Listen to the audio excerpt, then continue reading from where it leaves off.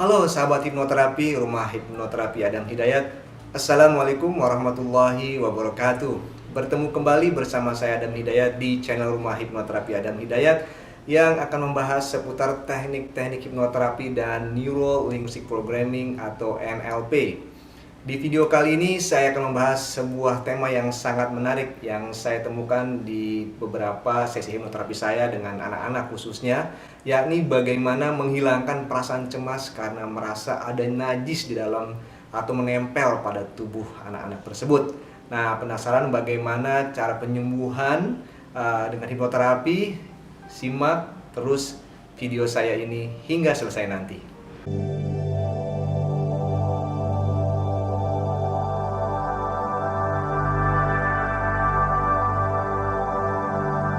Sebelum saya memulai, izinkan saya mengucapkan banyak terima kasih kepada Anda yang telah subscribe dan juga menyaksikan video ini sehingga memutuskan untuk subscribe, atau bagi Anda yang sudah komen, likes, dan akhirnya juga memutuskan untuk subscribe di video saya ini.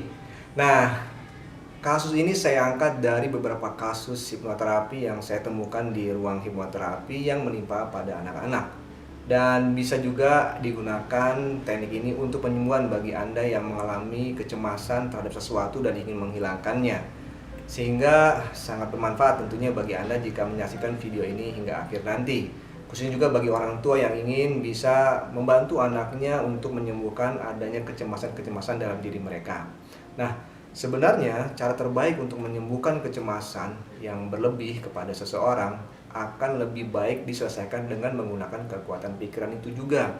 Mengapa saya katakan demikian? Karena perasaan cemas itu hadir dari sebuah rekayasa pikiran yang kadangkala belum tentu benar apa adanya. Saat ini sudah banyak teknik-teknik yang diberikan untuk menyembuhkan bagaimana agar cemas berlebih bisa hilang. Dan semua teknik-teknik yang disampaikan oleh para healer tersebut sebenarnya sangat bagus dan sangat baik. Dan saya tidak mengatakan satu buah teknik lebih baik daripada teknik yang lain. Mengapa saya katakan seperti itu? Karena kita tidak akan pernah tahu teknik mana yang baik dan bisa membuat Anda nyaman sehingga terbebas dari kecemasan berlebih. Seperti halnya teknik yang akan saya sampaikan berikut ini. Bisa jadi teknik ini sederhana, namun begitu powerful ketika bisa Anda gunakan untuk menghilangkan kecemasan Anda atau orang-orang di lingkungan terdekat Anda yang mengalami kecemasan berlebih. Ada 3 buah kasus ketakutan dan kecemasan berlebih pada anak-anak yang saya temukan dan sangat penting untuk saya sampaikan di video kali ini agar Anda bisa membantu mereka atau Anda bisa menyembuhkan diri Anda sendiri dengan menggunakan teknik yang saya sampaikan berikut ini. Kasus-kasus tersebut diantaranya adalah pertama, di mana ada seorang anak yang merasa bahwa di dalam dirinya atau di tubuhnya, lebih tepatnya, nempel atau ada najis. Hal ini terjadi karena suatu hari ia pernah bermain di sebuah rumah. Katanya dia diundang untuk sebuah acara seperti ulang tahun seperti itu, dan ternyata ketika hadir di rumah tersebut, pemiliknya memiliki seekor anjing. Sehingga ketika dia pulang dari tempat tersebut, entah mengapa sepertinya dia ingin membersihkan rumah dengan lebih bersih lagi, kadangkala mandi lebih lama berjam-jam dan merasa ada najis di tubuhnya. Yang kedua, ada seorang anak yang setiap kali mandi harus mengganti air yang berada di bak mandinya dengan air baru karena dia merasa air yang bekas orang ataupun itu merupakan air yang tidak bersih dan ada najisnya, sehingga ketika ia mandi ia menghabiskan banyak air dan kadangkala sampai berlama-lama berada di kamar mandi. Dan yang ketiga, seorang anak yang harus mengambil wudhu berkali-kali karena merasa ada najis di tubuhnya, sehingga ketika dia sudah selesai mengambil wudhu lalu dia bersiap-siap untuk melakukan aktivitas seperti beribadah, dia balik lagi ke tempat wudhu dan mengambil air wudhu untuk meyakinkan bahwa tubuhnya benar-benar bersih daripada najis. Akibatnya bajunya sampai basah untuk aktivitas yang dia lakukan tersebut, yakni berwudu. Nah, ketiga permasalahan tersebut ternyata dalam praktiknya saya bisa menyelesaikan dengan hanya menggunakan sugesti atau disebut dengan direct suggestions. Ya, hanya dengan sugesti. Anda, saya percaya, sudah paham apa yang dimaksud dengan sugesti tersebut. Sugesti adalah sebuah ungkapan yang memiliki makna ketika kita mengucapkannya. Kadangkala sebuah sugesti itu memiliki dampak yang sangat baik bagi seseorang, dan tentu harus mempertimbangkan beberapa hal agar sebuah sugesti ini bisa diterima oleh pikiran bawah sadar seseorang. Sebagai contoh kasus seperti ini, Anda memiliki sebuah permasalahan atau ya mungkin Anda sering kali bercerita kepada teman Anda mengenai masalah Anda yang berhubungan kehidupan Anda atau apapun itu, Anda bercerita kepada teman Anda sering kepada beliau. Akhirnya ketika Anda selesai menyampaikan permasalahan itu, teman Anda merasa bahwa Anda tipikal orang yang selalu mempermasalahkan berbagai macam hal dalam kehidupan, sehingga ia mengatakan, "Kamu tuh ya, apapun dipikirkan, masalah sekecil apapun jadi besar. Jangan-jangan kamu yang bermasalah, bukan orang lain."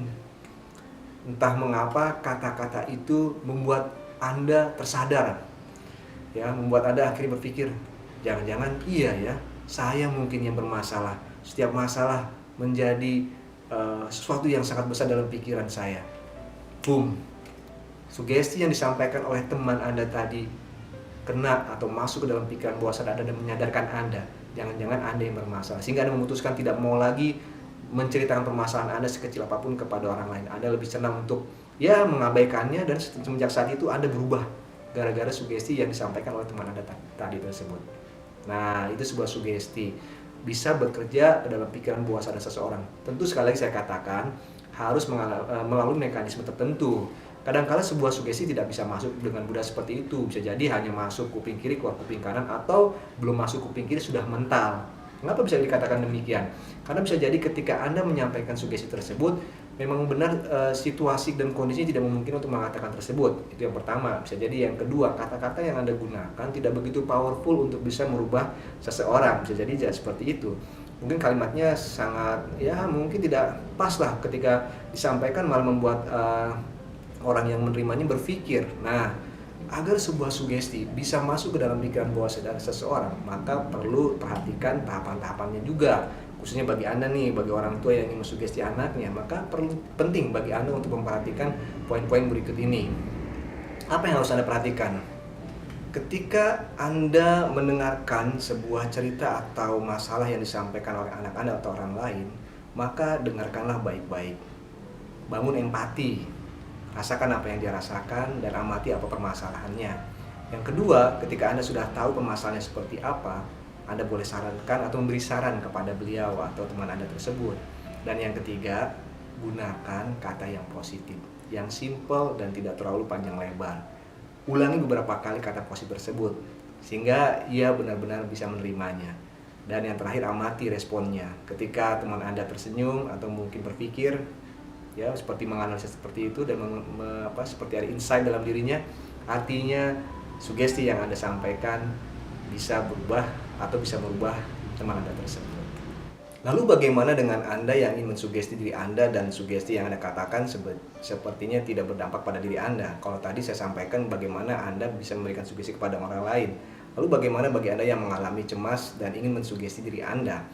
Hal yang sama bisa Anda perhatikan baik-baik. Temukan momen yang tepat kapan Anda harus mensugesti diri Anda. Pikiran bawah sadar itu biasanya selalu tertutup karena dia menganalisa setiap informasi yang masuk dari luar untuk bisa diteruskan ke dalam pikiran bawah sadar. Kapan gerbang pikiran bawah sadar itu terbuka? Maka Anda harus perhatikan poin-poin berikut ini. Pikiran bawah sadar itu akan terbuka jikalau Anda senang. Iya, kalau Anda senang, maka pikiran bawah sadar Anda terbuka. Disitulah momen di mana Anda bisa mensugesti diri Anda. Salah satunya misalnya seperti ini. Anda mendapatkan informasi atau berita menarik. Anda menerima gaji misalkan. Wow, Anda mungkin yang menerima gaji di akhir bulan gitu ya, menunggu kabar. Bukan menunggu kabar, maksudnya menunggu mendapatkan gaji, dan ketika menunggu hari-hari mendekati gaji gitu ya, dan gajian, biasanya suasana hati Anda sangat senang. Nah, disitulah Anda bisa mengatakan sebuah sugesti. Anda ulang berkali-kali, misalkan, saya begitu bersyukur, saya begitu bahagia, saya sangat senang, saya bisa merasakan hari-hari yang sangat indah, dan saya akan rasakan hari-hari yang indah ini selama-lamanya hadir dalam diri saya, seperti itu. Jadi momen-momen bahagia bisa membuat pikiran bawah sadar terbuka, dan Anda bisa Anda sugestikan, sehingga sugesti yang Anda katakan bisa masuk dalam pikiran bawah sadar Anda. Atau lebih spesifik lagi sugestinya, maksudnya spesifik adalah yang berhubungan dengan apa yang permasalahan yang sedang Anda hadapi. Misalkan Anda punya permasalahan di rumah Anda, dengan pekerjaan, dengan diri Anda sendiri, Anda bisa katakan sugesti spesifik, di momen ketika Anda bahagia tersebut.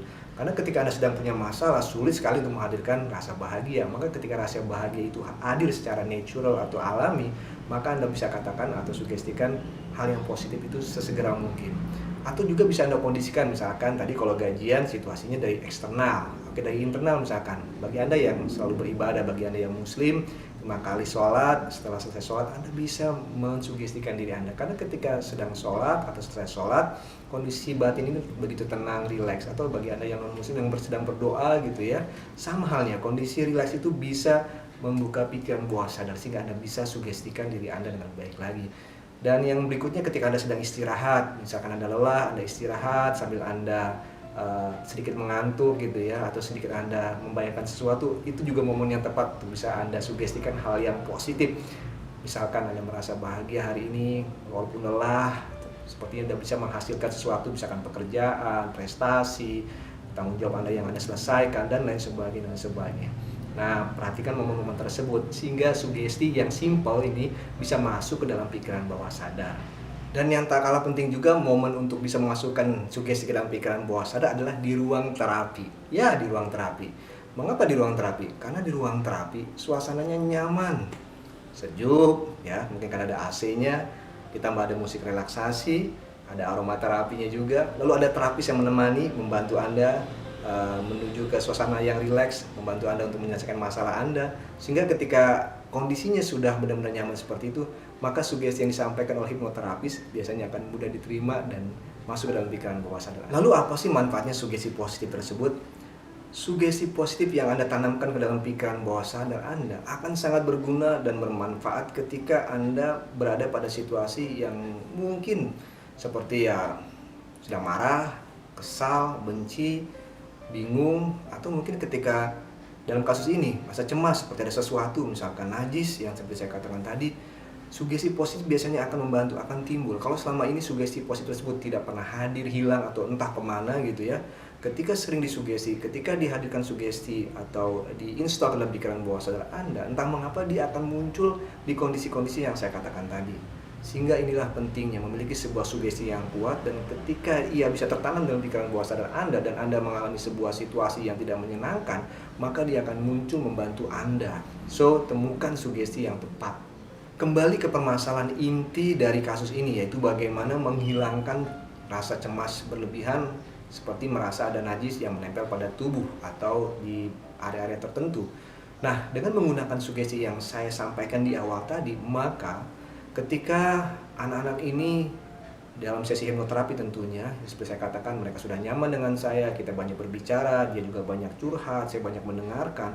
Saya memahami bahwa mereka sebenarnya sangat baik sekali. Artinya baik adalah mereka memahami bahwa ada ajaran agama yang menyatakan bahwa benda-benda tertentu seperti air liur anjing, lalu air seni, seperti itu bisa menyebabkan najis, sehingga mereka tidak mau berhubungan atau mungkin terkena, maksud saya, dengan benda-benda tersebut. Nah, namun yang menjadi masalah adalah mengapa yang menjadi kekhawatiran itu yang timbul lebih tinggi ketimbang untuk bisa menghilangkannya atau menjaganya. Karena dalam hal bersuci dengan menggunakan air wudhu atau mandi, artinya memang najis ini seharusnya memang sudah bersih dan tidak akan ada nempel lagi di tubuh mereka. Namun kenyataannya perasaan khawatir tersebut yang timbul. Anak-anak yang memiliki kecemasan berlebih seperti ini sebetulnya mereka tidak semerta-merta cemas hadir seperti itu. Saya menemukan ada beberapa kebiasaan atau pola hidup yang mereka alami atau lingkungan yang membentuk mereka sehingga mereka memiliki cemas berlebih tersebut. Sehingga bagi orang tua, please perhatikan anak-anak Anda bagaimana supaya Anda bisa menjaga mereka tidak sampai pada memiliki perasaan cemas berlebih tersebut. Oke. Nah, ketika saya menemukan anak-anak yang memiliki kecemasan berlebih ini, saya mencoba untuk memahami tingkat pemahaman mereka khususnya dalam bidang agama. Dan saya menemukan bahwa mereka sebetulnya adalah anak-anak yang baik, yang paham untuk bisa menjaga diri mereka selalu bersuci daripada yang namanya najis. Nah, dalam memberikan sugesti, saya pun menggunakan hal yang sama. Maksud saya adalah salah satu teori tentang bagaimana sugesti agar bisa masuk dalam pikiran bawah sadar adalah sugesti tersebut harus ekologi. Artinya disesuaikan dengan kondisi anak tersebut atau kondisi pemahaman tersebut. Ketika hal ini yang berhubungan dengan agama, maka saya memasukkan poin-poin agama ketika memberikan sugesti tersebut. Maka sugesti yang saya katakan adalah seperti ini, dan ini berdampak bagi mereka. Setelah mereka santai, mereka menceritakan permasalahan kepada saya, tiba saatnya saya untuk memberikan sugesti. Oke, lalu saya minta mereka untuk menjamkan mata, saya minta untuk mereka untuk relax, lalu saya katakan seperti ini. Jikalau seperti ini kondisi kamu, maka saya percaya junjungan kamu Nabi Muhammad SAW pasti tidak akan senang melihat kamu seperti ini, berkali-kali membersihkan tubuh kamu, rumah kamu, mengganti air kamu, atau mengambil wudhu berkali-kali. Bisa jadi dia akan marah, meskipun Nabi Muhammad bukan seorang pemarah. Ia sangat kecewa, ia sangat tidak suka dengan apa yang terjadi dengan diri kamu. Mengapa kamu menyikapi najis dengan seperti itu? Bukankah agama ini diciptakan untuk mempermudah kamu, bukan mempersulit kamu? Kalau seperti ini, kamu sama saja mempersulit diri kamu, dan Nabi Muhammad tidak menyukai hal tersebut. Sugesti tersebut saya ulang berkali-kali. Tak mengapa, pikirannya langsung berubah ketika saya melihat, ketika dia memejamkan mata, seperti ada perasaan yang berkecamuk dalam dirinya. Setelah saya ulangi berkali-kali, lalu saya mulai ajak dia untuk membayangkan di kemudian hari dia akan baik-baik saja, najis itu tidak ada dalam diri mereka, itu semua hanya halusinasi saja. Dan jika najis itu ada, maka itu adalah hanya buah bisikan setan. Saya bilang sekali lagi, itu adalah buah bisikan setan, dan kamu harus lawan. Ya, kamu harus lawan. Kamu katakan itu tidak ada, itu hanya bisikan setan. Saya katakan berkali-kali seperti itu. Dan ketika sudah saya minta, apakah kamu bisa memahami apa yang saya katakan dan bagaimana perasaan kamu. Saya minta dia membuka mata gitu ya, berubah wajahnya, dan agak sedikit saya lihat ketenangan seperti itu. Dan saya mulai mengajak dia berbicara kembali, mencoba untuk menyadarkan kembali ke posisi awal seperti itu ya. Dan ketika setelah beberapa hari saya mencoba untuk mencari tahu perkembangan selanjutnya seperti apa, dan alhamdulillah laporan dari orang tua kepada saya, anaknya sudah bisa melupakan hal tersebut, sudah bisa mengurangi dan lebih nyaman lagi, khususnya tidak terlalu berlebihan takutnya seperti itu. Bahkan ada prestasi yang diraih, itu sangat senang bagi saya ya. Salah satunya mendapatkan prestasi, kalau tidak salah saya mendapat informasi, lebih fokus lagi dalam belajar, lebih tenang lagi seperti itu. Sangat menyenangkan sekali. Nah, bagi Anda yang memiliki anak yang mungkin memiliki kecemasan berlebih, atau bagi Anda yang memiliki kecemasan berlebih, Anda bisa gunakan sugesti terbaik yang Anda dapatkan, Anda rasakan, Anda ulang-ulang berkali-kali, dan Anda yakini bahwa itu merupakan benteng bagi Anda untuk bisa menghilangkan perasaan cemas. Anda katakan itu, Anda gunakan itu sebagai senjata Anda, dan saya percaya itu bisa membantu Anda lebih kuat lagi menghadapi ketakutan atau kecemasan yang sebetulnya tidak ada dalam realita Anda. Baiklah, jikalau video ini bermanfaat, sekali lagi saya minta Anda untuk subscribe. Jangan lupa subscribe sekarang juga, agar saya bisa memberikan banyak teknik hipnoterapi yang bermanfaat buat Anda dan lingkungan Anda, sehingga Anda bisa menjadi lebih baik dari diri Anda saat ini dan selama-lamanya. Maka sekali lagi saya minta untuk subscribe.